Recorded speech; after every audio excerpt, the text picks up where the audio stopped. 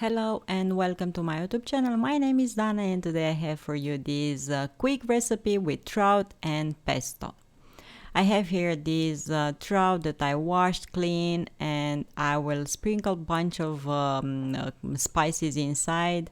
I have pepper with lemon zest already pre-made like this, but if you don't have this you can make your own. So citron pepper, and I like to add a bunch of that in there. Also garlic powder, sprinkle some of that inside of that fish. Freshly grounded pepper, and I have here pesto, and I'm gonna put inside of the fish around 3 generous teaspoons of this yummy pesto. I love this. I can eat this with everything, and I am adding it a lot on pizza, by the way.